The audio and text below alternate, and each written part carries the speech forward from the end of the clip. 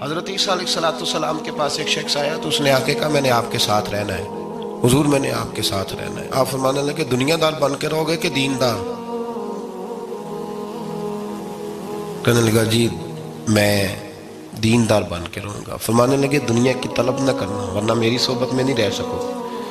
حضرت عیسیٰ علیہ السلام نے شادی نہیں کی، مکان ہی نہیں بنایا، ایک تکیہ، ایک پیالہ، ایک کمبل، جہاں رات ہوتی وہیں سو جاتے۔ ایک دن ایک شخص کو دیکھا کہ وہ نا ڈھلان بنی ہوئی تھی، پتھر کی پہاڑ تھوڑی سی ڈھلان بنی ہوئی تھی تو نیچے لیٹا ہوا ہے۔ آپ نے کمبل بھی صدقہ کر دیا، کہنے لگے آج کے بعد جہاں ڈھلان بنے گی وہاں سو جائیں گے، کمبل کی ضرورت ہی کوئی نہیں۔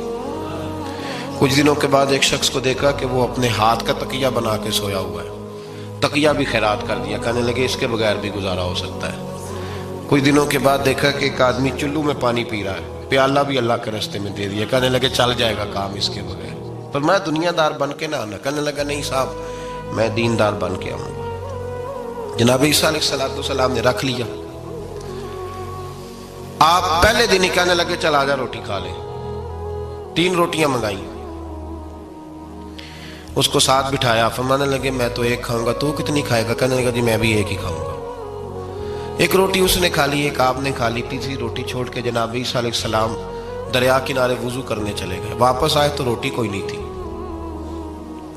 اللہ کے نبی تھے، جان گئے۔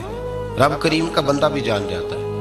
اقبال کہتے ہیں اولیاء کیا ہیں جواسی سلول قلوب، کہتے ہیں رب کے ولی کو ٹٹولا نہ کر، وہ تو دلوں کے حال بھی جانتا ہے۔ انہیں ٹٹولا نہ کر، غبار آلود سمجھ کر حقارت سے نہ دیکھ ان کو، انہی کی ٹھوکروں سے سلطنت بنتی بگڑتی ہے۔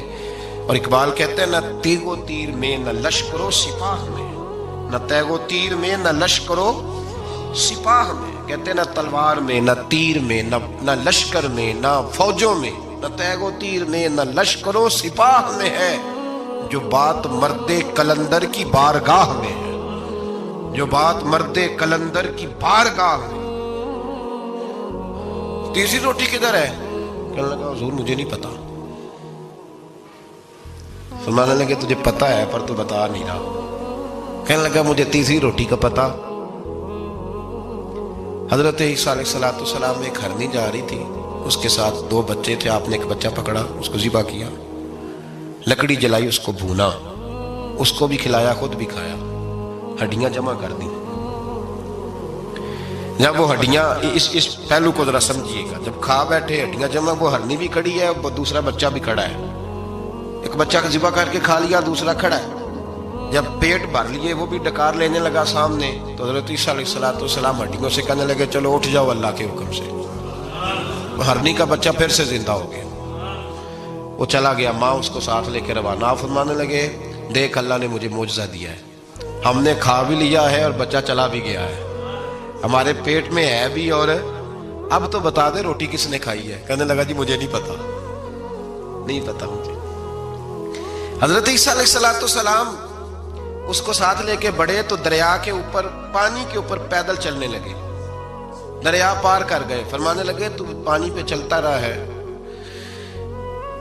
سارا پانی کراس کر گیا ہے تو ڈوبا نہیں، اب بتا دے روٹی کس کے پاس ہے؟ کہنے لگا نہیں پتا، مجھے پتا۔ اللہ اکبر، کیا خوب لفظ کہہ گئے سجادہ نشین حضرت پیر میر علی شاہ صاحب رحمت اللہ علیہ، بے قدرہ کچھ قدر نہ جاتی، کھیتی خوب تسلی ہو، اے دنیا دار پجاری زردے کتے آندے گل ٹلی ہو۔ سارا دریا اتنا بڑا دیکھتے ہیں لوگ جو آتے ہیں نا درویشوں کے پاس، بڑے رنگ دیکھتے ہیں پر بدلتے نہیں، رنگ بڑے دیکھتے ہیں پر اپنے آپ کو تبدیل، او پانچ فقیروں کسے نہیں مارے آئے ہوئی چور اندر دا ہو، دیکھتے بڑا کچھ ہے بدلتے نہیں۔ نہ بدلا، حضرت عیسیٰ کہنے لگے منوا کے میں بھی چھوڑوں گا، تو مانے گا۔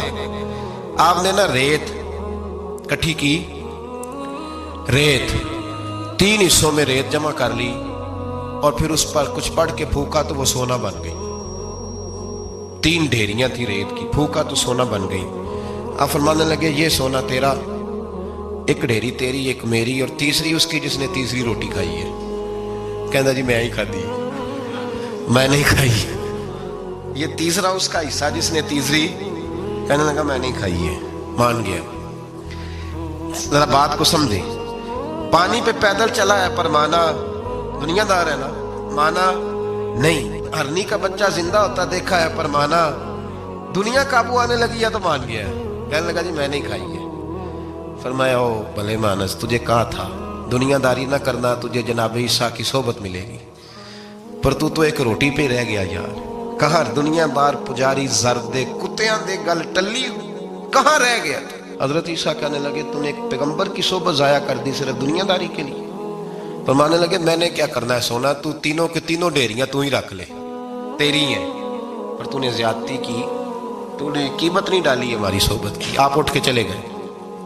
सहरा का इलाका था, वो शख्स वहीं बैठा था, अभी समेट ही रहा था कि दो डाकू आ गए, तलवारें पकड़ी हुई हैं। कहने लगे चल दौड़ जा, सोना मारा है, तू किधर से आ गया।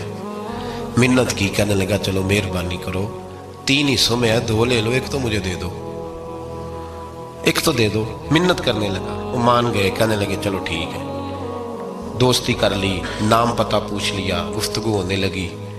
थोड़ी देर बैठे तो एक दूसरे से फ्रैंक हो गए, बेतकल्लफी शुरू हुई। तो कहने लगे भूख बड़ी लगी है, रोटी तो लाओ। एक को भेजा, डाकुओं में से एक को भेजा खाना लेने, खाना लेने चला गया। अब ये दोनों पीछे रह गए, एक वो रोटी खाने वाला और एक डाकू। तो आपस में कहने लगे यार ये तेरा पूछता है वो रोटी खाने वाला, तेरे इसके साथ क्या ताल्लुक है। कुछ भी नहीं, डाकू डाकू सज्जन है। कहने लगे ऐसे इतना सोना इसे दे रहे हो, आता है तो दोनों पकड़ के मार देते हैं इसको, और सोना दोनों आधा आधा बांटते हैं। बिल्कुल ठीक है, मेरा कौन सा चचा का बेटा है, छोड़ो। वैसे इस दौर में चचा के बेटे भी पकड़ ही लेते हैं अगर कभी मसला बन जाए तो। चलो जी, फैसला हो गया। अब वो जो गया वो भी तो दुनियादार था ना, उसने खाना खरीदा तो उसने कहा मेरा कौन सा इनसे ये रहना है। उसने रोटी में जहर डाल दिया। उसने कहा मैं इनको मारूं